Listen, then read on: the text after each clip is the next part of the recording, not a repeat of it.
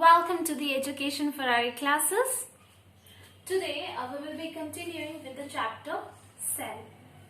ठीक है, तो सेल में अब हमको क्या पढ़ना है, प्लाज्मा मेम्ब्रेन के बारे में।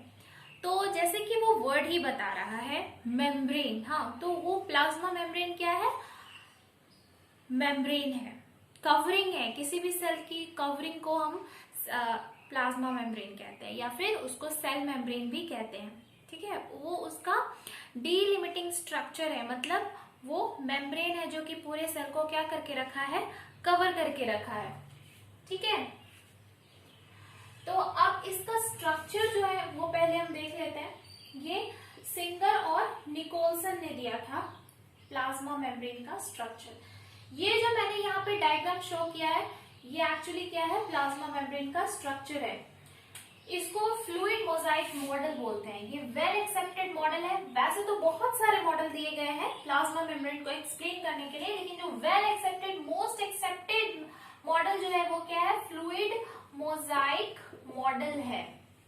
ठीक है, fluid Mosaic model most accepted model है प्लाज्मा मेम्ब्रेन को स्टडी करने के लिए। अब देखो यहाँ पे जो बलून टाइप का स्ट्रक्चर, जो बलून उड़ते हुए दिख रहा है यहाँ पे, ये क्या है, ये फॉस्फोलिपिड का बाइलेयर है। दो लेयर दिख रही है, एक लेयर ये है और एक लेयर ये वाला है। ठीक है, तो ये क्या है, ये फॉस्फोलिपिड का बाइलेयर है। तो ये वाला जो एंड होगा, जो मतलब ये गोल सा जो आपको दिख रहा है, ये क्या होगा, ये इसका हाइड्रोफिलिक पार्ट होगा। मतलब हाइड्रोफिलिक, फिलिक मतलब होता है हाइड्रो, मतलब होता है वाटर, फिलिक मतलब होता है लविंग, मतलब उससे अट्रैक्ट होने वाला। तो वाटर लविंग, ये वाला एंड जो होगा वो कैसा होगा, वाटर लविंग होगा। साथ ही ये जो टेल है ये कैसा होगा, हाइड्रोफोबिक। हाइड्रोफोबिक मतलब वाटर रिपेलिंग, मतलब ये वाटर से दूर रहना चाहेगा। फिलिक वर्ड मतलब वाटर के पास रहना चाहेगा, और फोबिक वर्ड का क्या मतलब होता है, वाटर से वो दूर जाना चाहेगा। ठीक है, तो आप देख सकते हो कि जो बाहर में जो लेयर प्रेजेंट है वो क्या है, हाइड्रोफिलिक है। गोल वाला है ना बाहर में, तो गोल वाला को मैंने क्या बोला, हाइड्रोफिलिक बोला। तो जो बाहर वाला एंड है वो हाइड्रोफिलिक है, मतलब वो तो पानी के साथ रहना चाहेगा।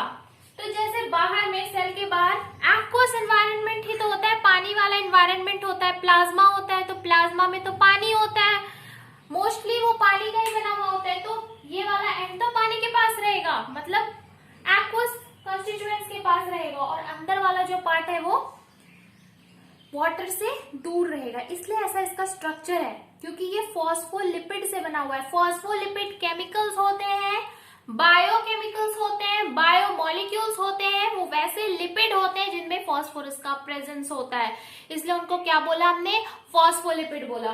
ठीक है, तो ये इसका स्ट्रक्चर है। अब ये जो सिलिंड्रिकल टाइप का स्ट्रक्चर देख रहे हो वो प्रोटीन है। क्या है वो, प्रोटीन है, जो पूरे मेम्ब्रेन तक फैला हुआ है, उसको तो हमने क्या बोला, इंटीग्रल प्रोटीन बोला। और जो सिर्फ बाहर में उसको क्या बोला, पेरिफेरल प्रोटीन बोला। और जो ऐसे ऐसे करके स्ट्रक्चर्स आपको दिख रहे होंगे, ये शुगर है। ठीक है, या फिर पॉलीसैकेराइड बोलते हैं। ठीक है, दोनों वर्ड सिनोनिमस है, मतलब एक चीज को ही डिनोट कर रहे हैं। बाद में आगे हायर क्लासेस में आपको जाके दोनों के बीच का डिफरेंस समझ में आएगा, अभी आप उसको शुगर मान लो। तो ये हमने दिखा दिया, सिंगर और निकोलसन दो साइंटिस्ट थे, उन्होंने जो फ्लूइड मोजाइक मॉडल दिया था प्लाज्मा मेम्ब्रेन का, वो मैंने यहाँ पे एक्सप्लेन कर दिया।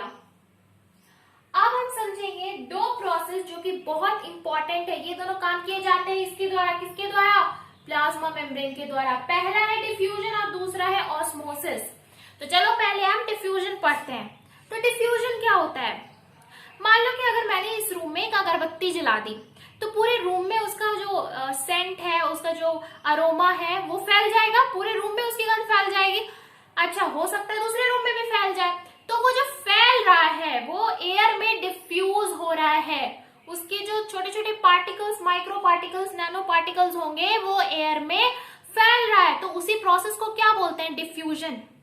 मतलब अगर कोई सब्सटेंस अपने हायर कंसेंट्रेशन से, जहां पे वो बहुत ज्यादा अमाउंट में प्रेजेंट है, वहां से अगर वो लोअर कंसेंट्रेशन के पास जा रहा है, मतलब वहां पे जा रहा है जहां पे उसका कंसेंट्रेशन काफी कम है, मतलब अपने जहां पे उसका कंसेंट्रेशन बहुत ज्यादा है वहां से वो वहां जा रहा है जहां पे उसका कंसेंट्रेशन बहुत कम है, तो इस मूवमेंट को क्या बोलते हैं? डिफ्यूजन बोलते हैं। तो मतलब कि ये जो प्लाज्मा मेम्ब्रेन है, इससे सब्सटेंस का डिफ्यूजन पॉसिबल होता है। तो मतलब इससे सब्सटेंस डिफ्यूज हो रहे होते हैं, तभी तो कुछ मॉलिक्यूल्स का ये सेल्स के थ्रू मूवमेंट हो पाएगा ना, वरना तो सेल्स के अंदर कोई मॉलिक्यूल्स आ ही नहीं पाएंगे। और अगर ऐसा नहीं होता कि इसमें डिफ्यूजन नहीं हो रहा होता तो सारे मॉलिक्यूल्स आ जाते, कोई सिलेक्शन ही नहीं होता।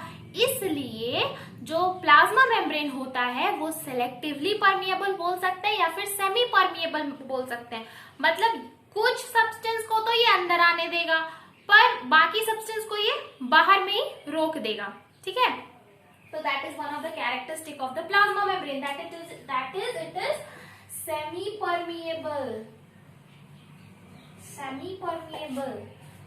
ये तो हो गया डिफ्यूजन। दूसरा ऑस्मोसिस क्या होता है? ऑस्मोसिस होता है वाटर का मूवमेंट फ्रॉम वाटर के हायर कंसेंट्रेशन से वाटर के लोअर कंसेंट्रेशन तक।